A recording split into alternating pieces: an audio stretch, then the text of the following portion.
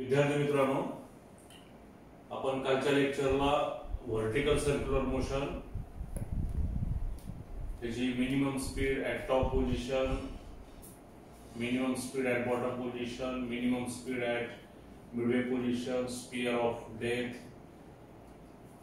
त्याची कन्सेप्ट आणि a vehicle move on top of the convex bridge आणि त्याची मॅक्झिमम सेफ स्पीड रिलेशन आपण इथपर्यंत अभ्यास केलेला आहे. व्हर्टिकल सर्क्युलर मोशन वरचं एक न्यूमेरिकल पण आपण काल सोडून घेतलेलं आहे. तर रोटेशनल डायनॅमिक्स हा जो चॅप्टर आहे, या चॅप्टर मध्ये सर्क्युलर मोशन आणि रोटेशनल मोशन असे दोन महत्त्वाचे भाग आहेत. तर सर्क्युलर मोशन हा पूर्ण भाग आपला संपलेला आहे. तर आज आपण रोटेशनल मोशन, रोटेशनल डायनॅमिक्स मधला जो सेक्शन आहे तर त्याच्यावरती आपण फोकस करूया. तर रोटेशनल डायनॅमिक्स मध्ये rotational motion,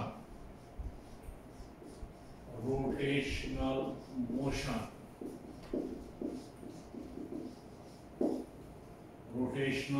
motion.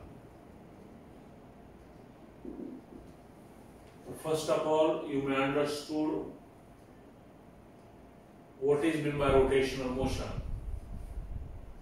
Now a body rotated about an axis, a body rotated about an axis of rotation, then such body is called as perform the rotational motion. Such body perform the motion and that motion is called as rotational motion. पहिल्यांदा बघा, अशी body की ती body ऍक्सिसच्या भोवती जर rotate होत असेल तर अशा बॉडीला म्हणायचं, सॉरी, अशा बॉडीच्या मोशनला म्हणायचं रोटेशनल मोशन. Rotational motion. तर रोटेशनल मोशनचा कन्सेप्ट आपण शिकत असताना आपण फक्त बॉडी म्हणून चालत नाही, तर ती बॉडी कशी असावी, रिजिड बॉडी असावी. कशी असावी, रिजिड बॉडी असावी. आपला पुढचा प्रश्न असेल, which body is said to be rigid body? Now then, rotational motion हा टॉपिक आपण शिकत असताना याचे जे बेसिक कन्सेप्ट्स आहेत हे आपल्याला कळणं खूप गरजेचं आहे. आणि फिजिक्स मध्ये कन्सेप्ट समजणं खूप गरजेचं असतं. कन्सेप्ट आपल्याला समजले, त्याच्या बॉटम पासून आपण शिकायचा प्रयत्न केला तर each and every article you understand properly. Is it right? असं धडसोड वृत्तीनं फिजिक्स आपल्याला कळणार नाही. तर थोडं त्याच्या बॉटम पासून, बेसिक पासून आपल्याला थोडं जावं लागेल.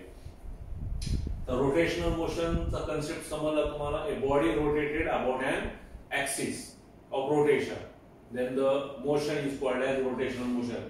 त्याचं उदाहरण दिलं तर तुम्हाला अजून ते चांगल्या पद्धतीने कळेल. The blades of the fan, the blades of the fan perform the rotational motion. The blades of the fan perform the rotational motion. अजून एखादं उदाहरण आपल्याला देता येईल. असे डेली लाईफ मध्ये number of examples. A wheel of the vehicle, the wheel of the vehicle rotated about the axis of rotation. Rotated about the axis of rotation. This is also the rotational motion. This is also the rotational motion. पण rotational motion शिकत असताना आपण जी काही body consider करणार आहोत किंवा जो काही ऑब्जेक्ट आपण कन्सिडर करणार आहोत तर तो ऑब्जेक्ट किंवा ती बॉडी कशी असावी, रिजिड बॉडी असावी. आता मग रिजिड बॉडी कशाला म्हणायचं? नाव rigid body,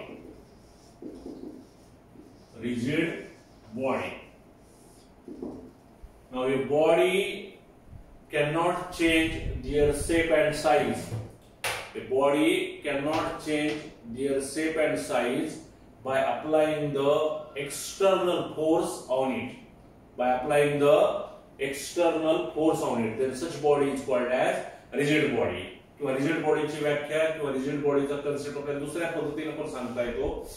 The particle of the body invibrate. The particle of the body invibrate or invariant if the external force apply on it, then such body is called as rigid body. आता समजा you may consider the any shape of body. Okay, now why it is called as rigid body, तर ह्या बॉडीला जर तुम्ही समजा press केलं तर ह्याचं काही आकारमान बदलत नाही, ह्याला असं दाबलं तर हे काही लहान होत नाही, किंवा ह्याला जरा ओढलं तर मोठं होत नाही. म्हणजे ओढणे आणि प्रेस करणे म्हणजे फोर्स अप्लाय करणे. तर फोर्स अप्लाय केल्यानंतर त्या बॉडीचा शेप आणि साईज बदलत नाही, अशा बॉडीला आपण काय म्हणायचं, rigid body. A body can not change there dimensions by applying the external force on it, then you may say that such body is called as rigid body. But remember that in the universe a rigid body does not exist.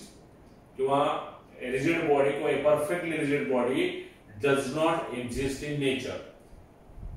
But a body whose properties are very close to perfectly rigid body, we must consider that bodies are called as the rigid body. मग उदाहरण तुम्हाला द्यायचं असेल तर example म्हणून तुम्ही देऊ शकताय iron rod, disc, stone etc. are the rigid body. etc. are the rigid body. Up to a certain limit, this pen also rigid body. समजा ह्या पेन मी जर प्रेस केला त्याचा काही बदल होत नाही, किंवा ह्याला जर ही केलं प्रेस केलं त्याची लेंथ कमी होणार नाही, ह्याला पुल केलं त्याची लेंथ वाढणार नाही. Up to a certain extent this pen also said to be rigid body. पण हाच पेन जर एखाद्या ट्रकच्या चाकाखाली दिला किंवा कारच्या चाकाखाली दिला तर हा पेन काय होईल, त्याचे डायमेन्शन बदलून जातील. ओके, म्हणजे up to a certain limit this pen is a rigid body. तर मला फक्त तुम्हाला इथे समजून सांगायचे की रिजिड बॉडी अशी बॉडी की तिच्यावरती एक्सटर्नल फोर्स अप्लाय केल्यानंतर तिचे डायमेन्शन्स बदलत नाही. आणि रोटेशनल मोशन हा कन्सेप्ट आपण आता शिकत असताना जिथे जिथे बॉडी आपण म्हणणार आहोत त्या सगळ्या बॉडी कशा असतील, रिजिड बॉडी असतील. ओके, तर रिजिड बॉडी अशी बॉडी की तिचे पार्टिकल्स व्हायब्रेट होत नाहीत किंवा इनव्हॅरियंट असतात किंवा त्याचे डायमेन्शन बदलत नाहीत, अशा बॉडीला आपण काय म्हणूयात, रिजिड बॉडी म्हणूयात. Okay, now as concerned to rotational motion point of view, we must understood some concepts. तर हे कन्सेप्ट समजल्याशिवाय हा रोटेशनल मोशन हा चॅप्टर तुम्हाला समजणारच नाही. टेक्स्ट बुक मध्ये जर हे थोडंसं उजळतं किंवा काही काही गोष्टी दिलेल्याच नाही तरी पण आपल्याला ह्या बारकाईनं शिकावे लागतील. ओके, दुसरा जो भाग आहे axis of rotation. Axis of rotation, axis of rotation व ऍक्सिस ऑफ रोटेशन नेमकं काय. नाव अन इमॅजिनरी ऍक्सिस, समजा you may consider the any shape of rigid body, irregular shape of rigid body. Okay, कुठलाही शेपची रिजिड बॉडी तुम्ही घेऊ शकताय. Suppose this is the center of this body and the axis passing through the center and the body rotated, then this axis, say it is z dash. Okay, then this z dash is called as axis of rotation. हे बघून तुम्हाला त्याची व्याख्या लिहिता येते किंवा त्याचा concept समजतो.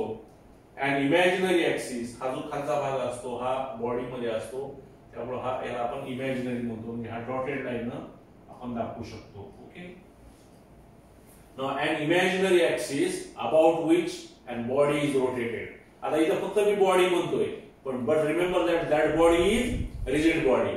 An imaginary axis about which and this body is rotated is called as axis of rotation. Axis of rotation. त्याच्या पुढचा एक कन्सेप्ट महत्त्वाचा आहे, centre of mass. Center of mass. Center of mass. Now the whole mass, whole, the sampurna, the whole mass of the body is supposed to be concentrated at a single point.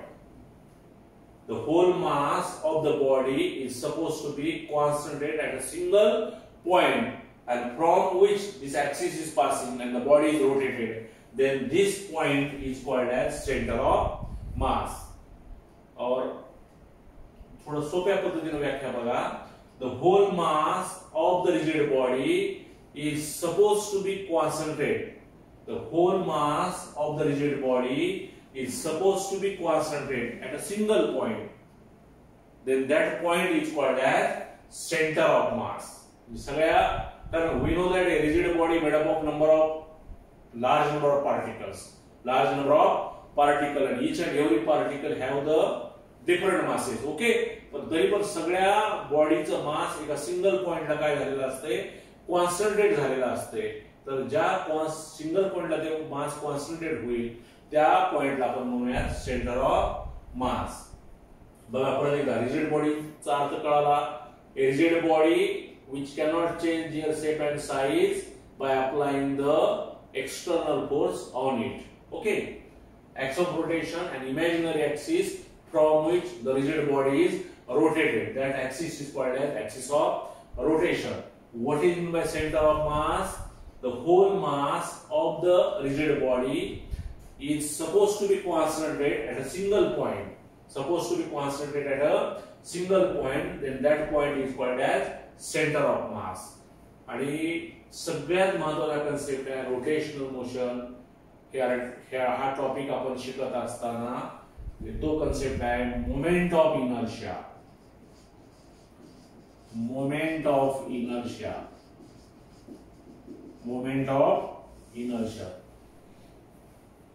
तर text book मध्ये हे फार दिलेलं नाहीये तुम्हाला, तर इथे मात्र आपल्याला डिटेल मध्ये शिकावं लागेल, कारण हे समजलं तरच पुढचा भाग तुम्हाला समजणार आहे, अन्यथा नाहीये.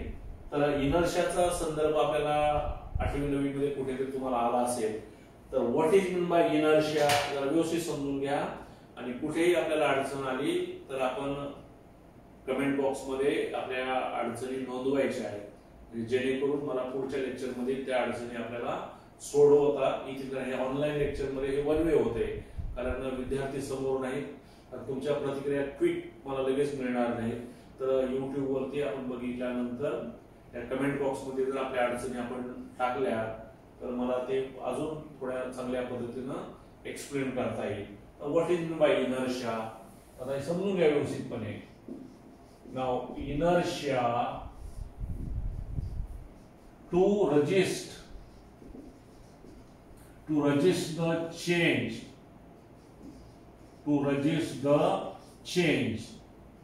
of state,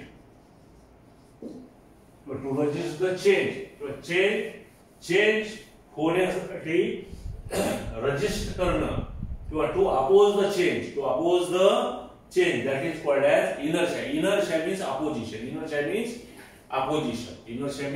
थोडक्यात opposition. Now inertia means to resist the change.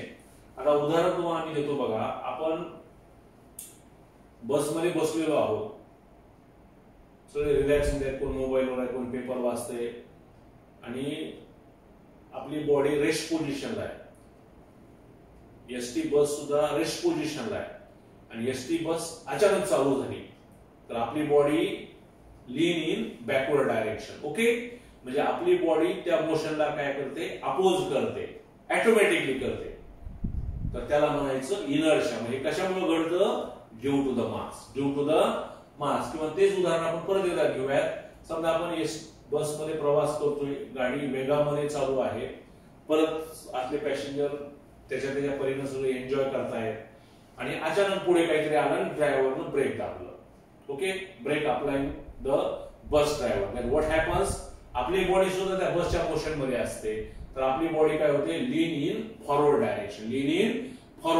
म्हणजे आपण त्या मोशनला काय करतो, अपोज करतो. That property is called as inertia. Now remember that inertia is the tendency to oppose the change of rest or is in motion. म्हणजे rest मध्ये असेल तरी अपोज करते, आणि मोशन मध्ये असेल तरी अपोज करण्याच्या क्रियेला काय म्हणायचं, इनर्शिया म्हणायचं. काय म्हणायचं, इनर्शिया. लक्षात आलं का? आता इनर्शिया उदाहरण आपल्याला तुम्हाला देता येईल बघा. आता हे समजा आपण याच्यावरती हा पेपर ठेवला, आणि याच्यावरती कॉइन ठेवला आपण. ओके, आणि you may apply the force. Okay, तर हे कॉइन याच्यामध्ये ड्रॉप होईल, कारण कॉइन मध्ये मास आहे, त्याला इनर्शिया आहे, तर त्या ह्या मोशनला ते काय करेल, अपोज करेल. बघा आपण बघूया. Okay, coin drop. अजून आपण सेकंड ट्राय करूया. बघा लक्षात येते का? कॉइन याच्या सोबत जायला पाहिजे ना, जात नाही, कारण कॉइन काय करतं, या फोर्सला ते अपोज करतं. That oppose is called as inertia. Once again,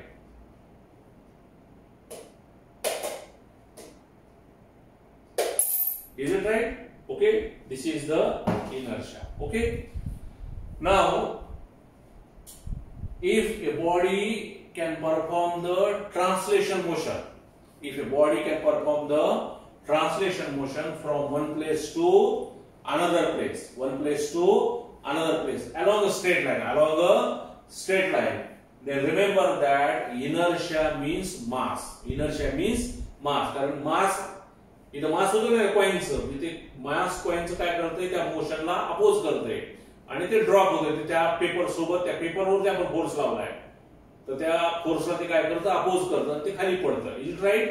म्हणजे ट्रान्सलेशन मोशन मध्ये इनर्शिया मीन्स मास. आता कन्सेप्ट आता काळजीपूर्वक समजून घ्या, थोडा वेळ लागला हरकत नाहीये. Now in rotational motion, moment of inertia. In rotational motion, you may not say simply inertia, but it is moment of inertia. Now, moment of inertia plays the same role in rotational motion as the mass in translation motion. Mass in translation motion. समजते का बघा? परत एकदा बघा. Moment of inertia plays the same role. Moment of inertia plays the same role in rotational motion as the mass plays the same role in translation motion. In translation motion. Okay. Now then moment of inertia. आपण महत्त्वाच्या concept कडे येऊया. Moment of inertia. Moment of inertia. It is generally denoted by letter I. It is generally denoted by letter I. Now, बघा, now you may consider a rigid body. एक आपण rigid body consider करूया, okay. आणि ह्याच्या सेंटरला centre of mass आहे, okay. आपण म्हणलं सेंटर ऑफ मास पासून जर तो ऍक्सिस पास होत असेल आणि ही बॉडी जर सर्क्युलर मोशन परफॉर्म करत असेल, तर या मोशनला म्हणायचं रोटेशनल मोशन. आता बघा, हे जर सेंटरला आपण धरलं, ओके, तर इथून इकडचं अंतर, इथून इकडचं अंतर, इथून इकडचे पार्टिकल्स, इथून इकडचे पार्टिकल कसे आहेत, म्हणजे अप्रॉक्सिमेटली सेम. म्हणजे इकडचं मास आणि इकडचं मास कसं आहे, सेम आहे. सगळं मास इथे कॉन्सन्ट्रेट झालेलं आहे. म्हणजे अशा तऱ्हेनं याचं रोटेशनल मोशन परफॉर्म करणं इझी जातं, ओके. लक्षात आलं का? पण समजा हे जर तुम्ही एका साईडला धरलं, ओके, आता इथून इकडचं डिस्टन्स जास्त आहे आणि ह्याला जर तुम्ही रोटेशनल मोशन परफॉर्म करायचं म्हटलं, तर it must require large force. It must require large force. इथं तुम्हाला फोर्स कसा लागतोय, कमी लागतोय, okay. Here require less force, but here we require the large force. Is it right? म्हणजे लक्षात घ्या, moment of inertia is not depends upon the mass, but the moment of inertia depends upon two physical quantities. Which are those? Mass and distance of the particle from axis of rotation. From, कारण इथं जर धरलं तर इथून ह्या axis of rotation आहे, इथून इकडचे पार्टिकल हे इझी झालं. म्हणजे कशाचं आहे, अंतर आहे. आणि हे इथं जर त्याचं डिस्टन्स काय झालं पार्टिकलचं, हा पार्टिकल दूर गेला, डिस्टन्स वाढलं, ओके. इथं परत अपोजिशन वाढलं ना, इनर्शिया वाढला. इनर्शिया म्हणजे काय, टू रेजिस्ट द चेंज. लक्षात आलं का? म्हणजे in rotational motion the moment of inertia depends upon mass and radius. Mass and radius. तर हा कन्सेप्ट घेऊन आपण डायरेक्ट याची व्याख्या लिहूया मॅथमॅटिकल. म्हणजे तुम्हाला डिफाइन केले की अजून ते सोपं जाईल. Now, the moment of inertia mi is equal to summation of I is equal to 1 to n mi ri square. तर याच्यावरनं मॅथमॅटिकल रिलेशन वरनं आपण मोमेंट ऑफ इनर्शियाची व्याख्या तयार करूया. बघा, तर mi काय बघा, mi is the total number of particles in a rigid body. I is the integer. I is equal to 1 to the m1 r1 square. I is equal to 2 to the m2 r2 square. हे summation वगैरे symbolic representation आपल्याला माहिती आहे. तर बघा आता ह्याच्यावरनं moment of इनर्शियाची आपण व्याख्या कशी तयार करायची. Now the moment of inertia of a rigid body is defined as it is the algebraic sum of product of mass, product of each mass of particle and square of the perpendicular distance of the particle from axis of rotation. समजा मी व्याख्या थोडक्यात लिहितो मी तुम्हाला कळेल. Now the algebraic sum of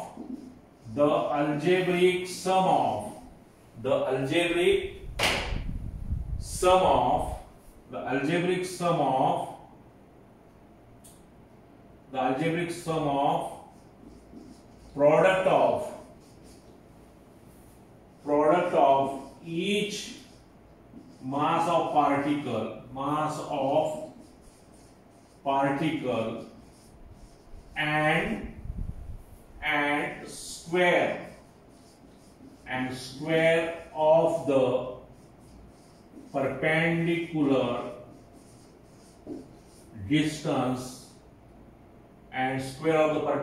distance from axis of rotation. आपण तिथं बघितलं, त्यामध्ये बघितलं ना आपण हा ऍक्सिस आहे, इक्वल ह्याचं डिस्टन्स परपेंडिक्युलर डिस्टन्स. ओके, इथं जर ह्याचं परपेंडिक्युलर डिस्टन्स, हे खूप महत्त्वाचं आहे. फ्रॉम डिस्टन्स कुठून मोजायचे तुम्हाला, it is the perpendicular distance from axis of rotation. परत एकदा बघा, the algebraic sum of product of each mass of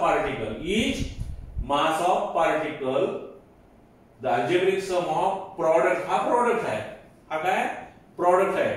थोडी शब्दरचना थोडीशी मागे पुढे झाली तर फक्त कन्सेप्ट बरोबर आला पाहिजे. The algebraic sum of product of each mass of particle and square of the perpendicular distance of the particle from axis of rotation is called as moment of inertia. तर याच्यावरून तुम्हाला त्याचं एसआय युनिट आणि dimensions लगेच काढता येतील. Okay, नाव बघा, मोमेंट ऑफ इनर्शियाचं एसआय युनिट काय होईल, एम आय आणि R I, mass measured in kilogram आणि डिस्टन्स काय होईल, किलोग्रॅम मीटर स्क्वेअर.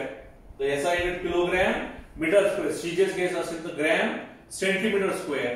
आणि त्याचे जर डायमेन्शन तुम्हाला लिहायचे असतील, dimensions of moment of inertia is equal to 1 in mass, 2 in length and 0 in time. ते सीजीएस मध्ये जर युनिट दिलं तुम्ही ग्रॅम पर सेंटीमीटर स्क्वेअर, तर डायमेन्शन्स कसे असतील ते येतील 1 in mass, 2 in length, 0 in time. कारण आपल्याला माहित आहे, if the physical quantity can be expressed in any system of unit, the dimensions of that physical quantity should be same, as we know that dimension represent the nature of the quantity and not its magnitude. कारण kilogram metre square आणि gram centimetre square घेतलं तर ह्याच्यामध्ये फक्त कशाचा फरक पडेल, मॅग्निट्यूडचा फरक पडेल. आणि मॅग्निट्यूड जरी चेंज झाली तरी डायमेन्शन्स चेंज होत नाही, कारण डायमेन्शन त्या फिजिकल क्वांटिटीचे काय दाखवते, नेचर दाखवते. म्हणजे याच्याकडे तू बघितलं आपण की ह्याच्यावरून आपल्याला सांगता आलं पाहिजे this is moment of inertia. Okay, तर आता मोमेंट ऑफ इनर्शियाची व्याख्या समजली तुम्हाला, मोमेंट ऑफ इनर्शियाचं युनिट समजलं, मोमेंट ऑफ इनर्शियाचे डायमेन्शन समजले. पण मोमेंट ऑफ इनर्शिया कशावर अवलंबून आहे. Okay, moment of inertia depends upon, तर समजून घ्या व्यवस्थितपणे. Now moment of inertia depends upon,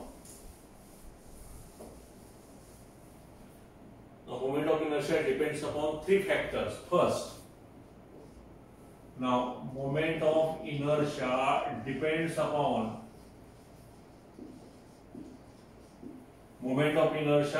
upon mass, shape and size of the body. आता आपण बॉडी जरी म्हणलं तर ही बॉडी कोणती असणार आहे? Rigid body. Moment of inertia rigid बॉडीच्या कशावर अवलंबून आहे? मास. कारण मोमेंट ऑफ इनर्शिया मध्ये मास आणि स्क्वेअर ऑफ द डिस्टन्सचा प्रॉडक्ट आहे. मास त्या बॉडीचा शेप कसा आहे? ओके. आता ही बॉडी मगाची जी लांब होती त्याला जर गोल करून ठेवलं मास तेवढंच राहील पण त्याचा मोमेंट ऑफ इनर्शिया काय होईल? चेंज होईल. The moment of inertia depends upon mass, shape, and size of the rigid body. Second one is the mass distribution. Mass distribution about axis of rotation. About axis of rotation. Axis of rotation जिथून तो pass होणार आहे त्याच्यापासून त्याचं मास distribution कसं आहे? जवळ आहे का दूर आहे? जवळ असेल तर आर काय होईल? कमी होईल. दूर असेल तर आर काय होईल? जास्त होईल. आर जास्त झाला की मोमेंट ऑफ इनर्शिया काय होईल? वाढेल. Is it? Moment of inertia is the product of mass and square of the distance. म्हणजे mass distribution about axis of rotation. समजा एखाद्या वर्गात मी शिकवायला लागलोय. ओके. एक वर्ग 50 बाकड्याचा वर्ग आहे. एका बाकड्यावर 2 विद्यार्थी बसले तर 100 मुलं बसू शकतील अशी त्या वर्गाची कॅपॅसिटी आहे. ओके. पण समजा वर्गामध्ये सपोज घरी जरा 50च मुलं आलेले आहेत आणि 50 मुलं 50 बाकड्यावर बसले किंवा 50 ऐवजी 30च मुलं आले मध्ये 4-2 बाकडे सोडून रॅन्डमली बसले तर ते बघायला पण चांगलं वाटत नाही आणि शिकवताना ते फील सुद्धा येत नाही. ओके.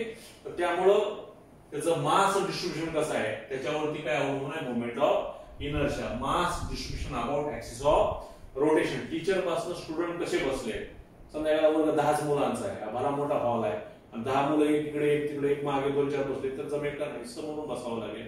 तर mass distribution about axis of rotation. तुम्हाला ते कन्सेप्ट आपल्याला समजला असेल. आणि third and last one point याच्यातला पोझिशन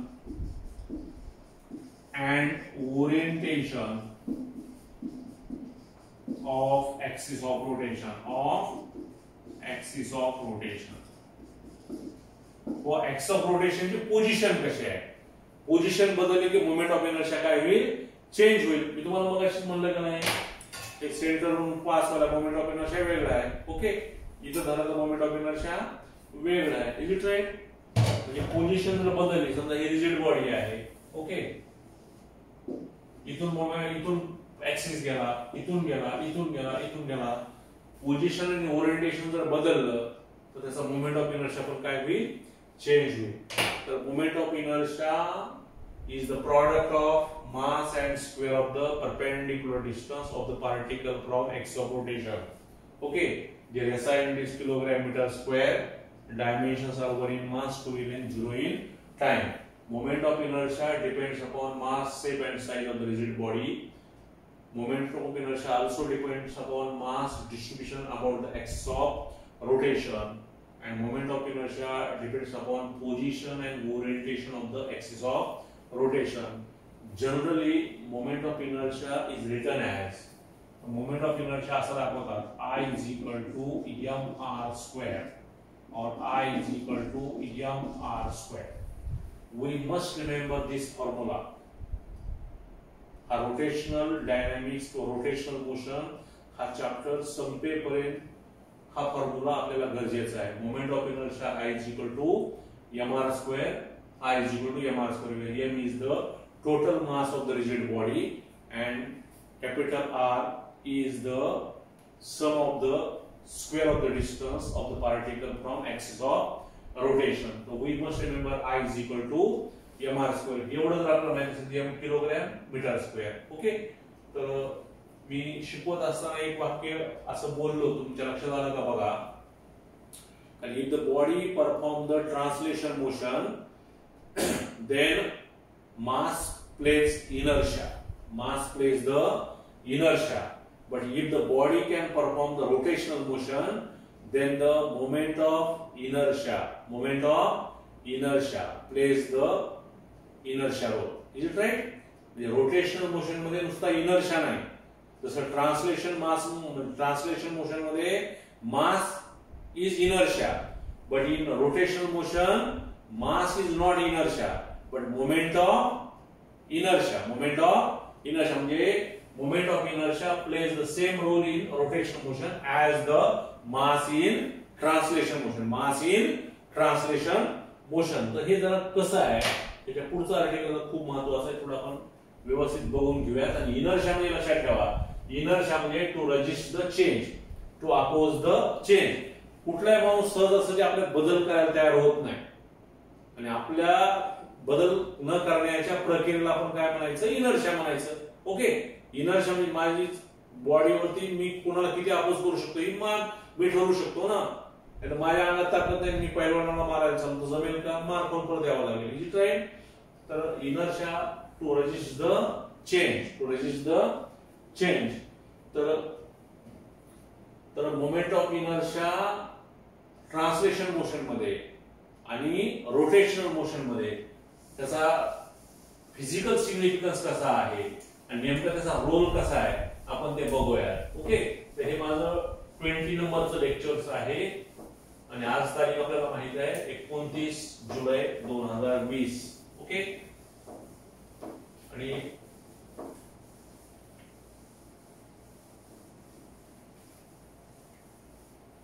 नाव हा भाग थोडा महत्वाचा आहे, सावकाश समजून घ्या.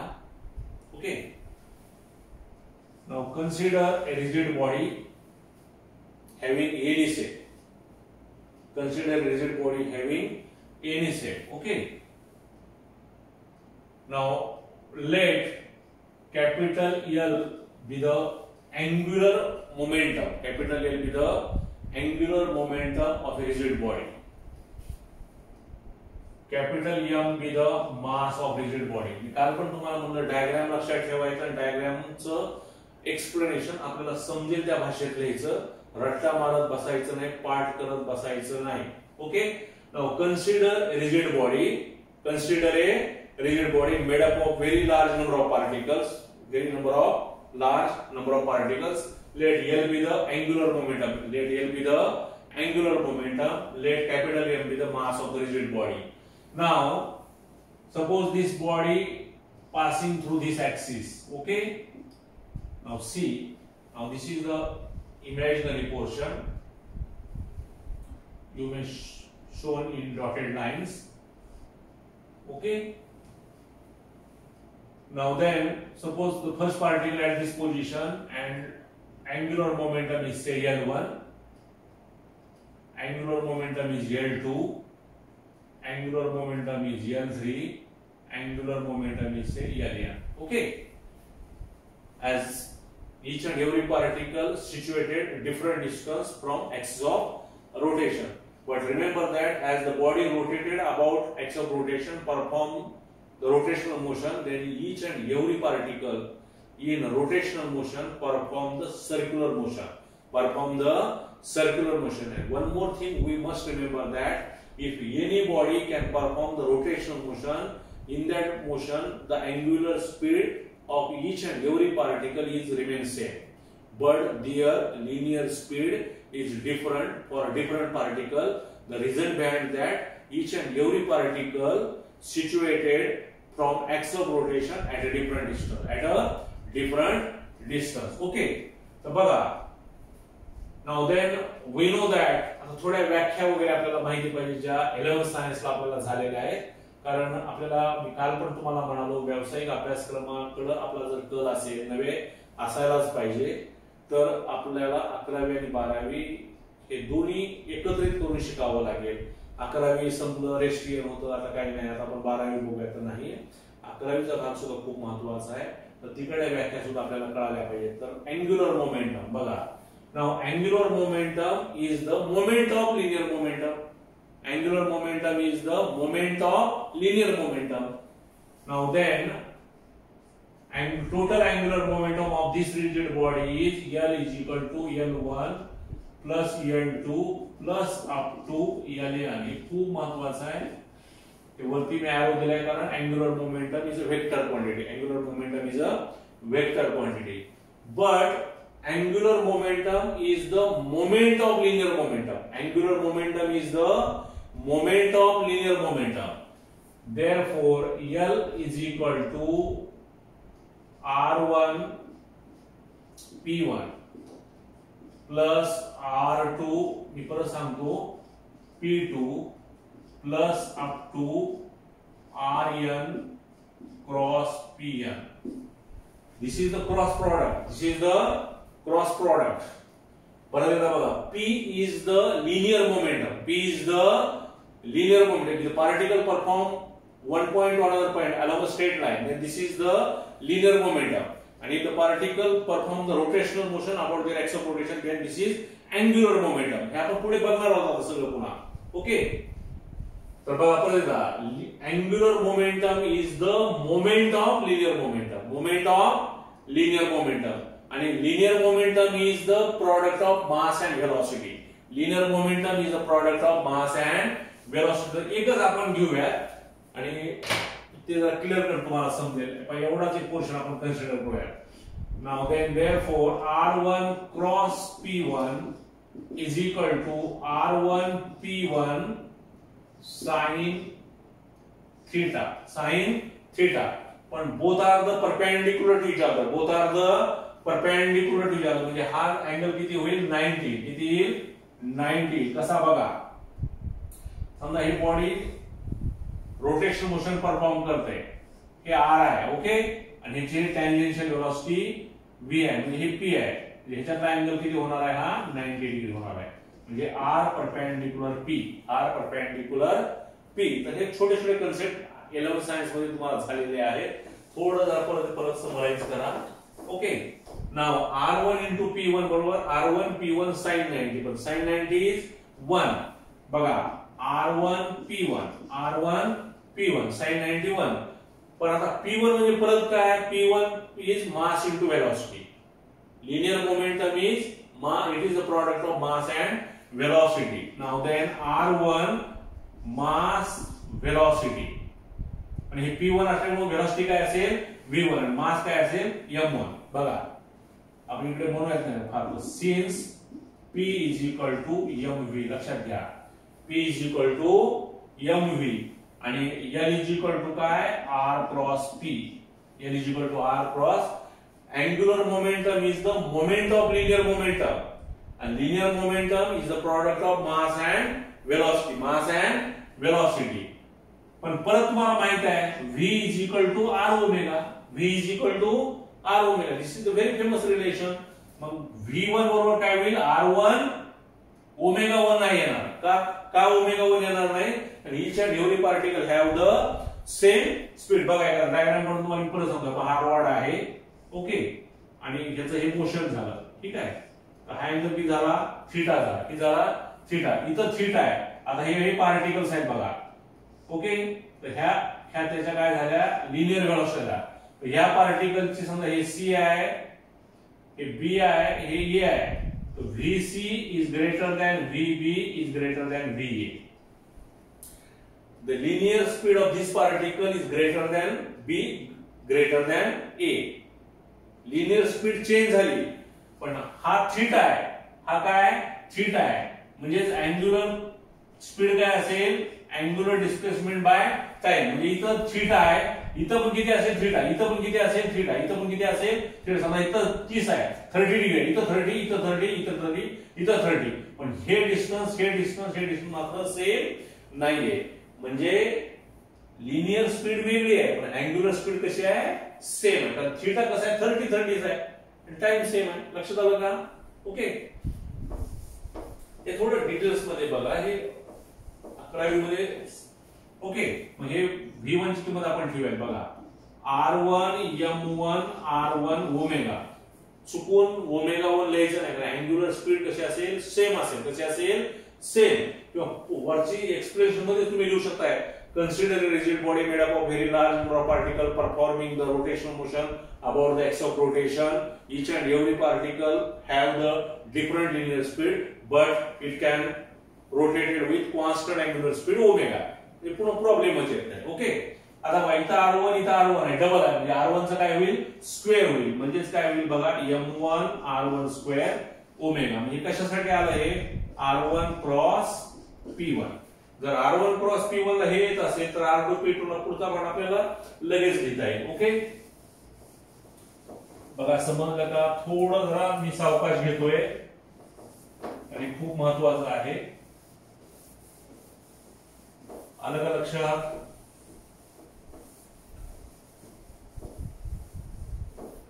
Now then,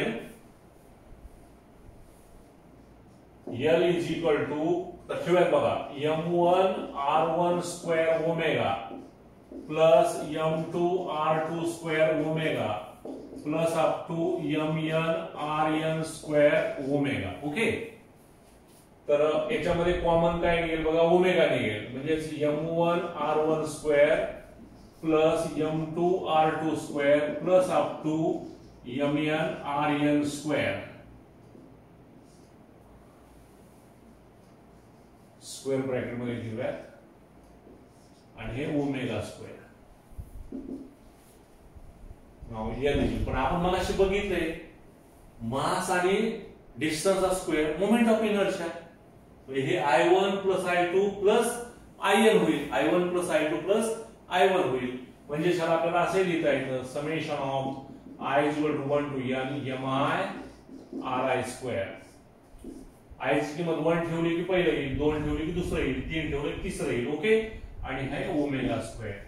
म्हणजेच L is equal to I omega square.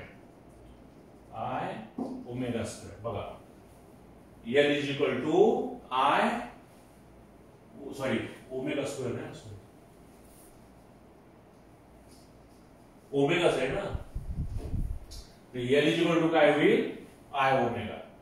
Angular momentum is equal to L is equal to I omega. आता खूप महत्वाच्या कन्सेप्ट कडे आपण चाललोय. समजा याला आपण differentiate with respect to T केलं. Now differentiating this relation with respect to T काय येईल बघा हे. Now dl by dt is equal to I d omega by dt. बरोबर. But remember that dl by dt is torque. dl by dt is torque. T is equal to I and omega by t angular velocity by time. Velocity by time acceleration. But angular velocity by time angular acceleration. And angular acceleration denoted by a symbol alpha. T is equal to I alpha. लक्षात आलं का? T is equal to I alpha. तसंच आपण बघा linear momentum P is equal to mv. P is equal to mv. हे सुद्धा आपण differentiate with respect to t करून घेऊया. बघा काय येईल, dp by dt is equal to m dv by dt.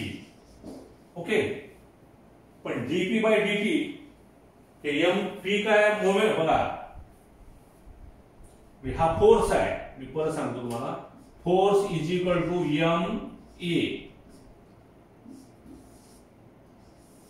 M V by T velocity by time acceleration. The rate of change of velocity with respect to time is acceleration. म्हणजे V by T acceleration, M ला M, आणि P by T T F कसा बघा. हे पहा, P म्हणजे M V, moment म्हणजे काय, हे पहा पी म्हणजे कुठेतरी असं बघा, पी बरोबर एम व्ही, ह्या पी बरोबर एम व्ही आणि बाय टाइम. पण व्ही बाय टी काय असेल, एक्सेलरेशन. म्हणजे एम ए म्हणजे according to Newton second law of motion F is equal to M A ला आपल्याला एफ लिहिता येतं. लक्षात आलं का? म्हणजे बघा टी बरोबर आय अल्फा, एफ बरोबर एम ए. आता ह्या दोन रिलेशन वरून तुम्हाला काय सांगता येतं, this is performing the translation motion and this is the rotational motion. So if you observe these two relations very carefully, then m in translation motion and I in rotational motion, both म्हणजे समजा याला आपण equation 1 म्हणलं, त्याला equation आपण 2 म्हणलं, तर आपण डायरेक्ट म्हणता येईल तुम्हाला I is equal to m. I is equal to moment of inertia is equal to mass. If you equate equation 1 and 2, you may say that I is equal to m. पण आपण इतकं detail मध्ये न जाता तुम्ही फक्त लक्षात ठेवा, जो मास ट्रान्सलेशन मोशन मध्ये रोल प्ले करतो, तर रोटेशनल मोशन मध्ये मात्र कोण तो रोल प्ले करतो, मोमेंट ऑफ इनर्शिया. फक्त इनर्शिया नाही, moment of inertia. Moment of inertia. तर मोमेंट ऑफ इनर्शियाचा आपल्याला फिजिकल सिग्निफिकन्स म्हणून सांगता येतं. Now moment of inertia is the tendency of the rigid body. Moment of inertia is the tendency of rigid body to oppose the angular acceleration. This is called as the physical significance of moment of inertia. Moment of inertia चा ते physical significance आहे. आणि थोडा एनॉलॉजीचा जर आपल्याला अभ्यास करायचा असेल तर हे आर्टिकल आपले झालेले आहेत सगळे मागे, तरी पण एकदा रिवाइज बघा, तुमच्या लक्षात येईल. Now translation motion and rotational motion.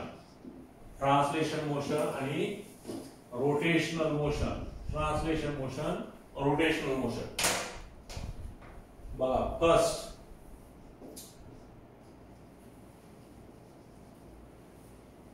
Linear displacement.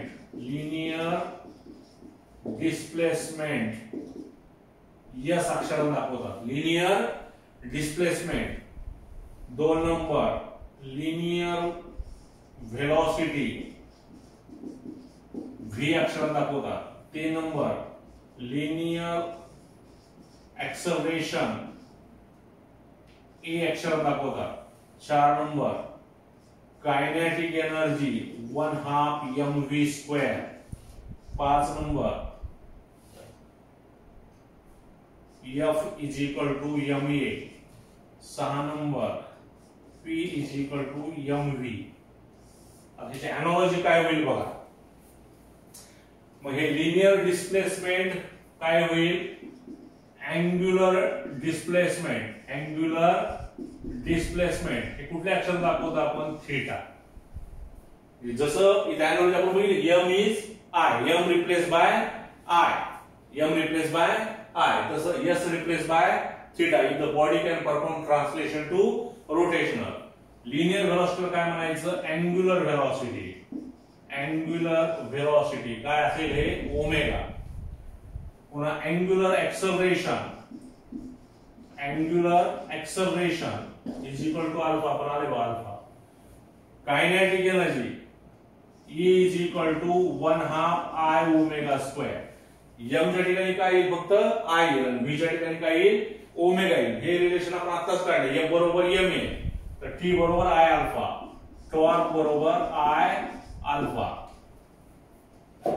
तर रोटेशनल मोशन मध्ये जो आपण फोर्स लावतो का नाही, तर त्याला फोर्स न म्हणता काय म्हणायचं? त्याला moment of force. Moment of force म्हणजे काय? टॉर्क बरोबर I अल्फा आणि p बरोबर mv.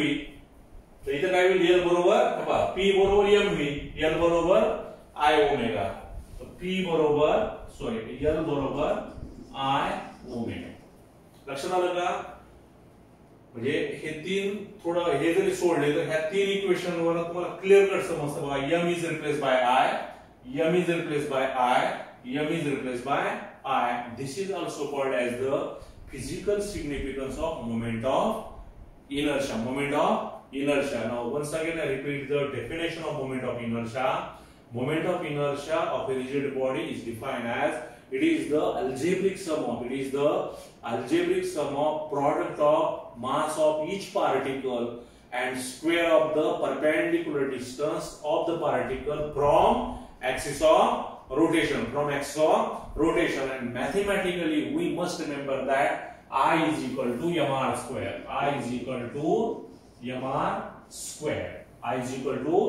mr square. तर आजचं लेक्चर आपण इथं थांबवूया. त्याचा स्क्रीनशॉट घ्या. तुम्ही पर्सनली परत हे सोडवा. ही एनालॉजी लक्षात ठेवा. आणि उद्याच्या लेक्चरला आपण you may obtain expression for kinetic energy of A rotating body. Okay.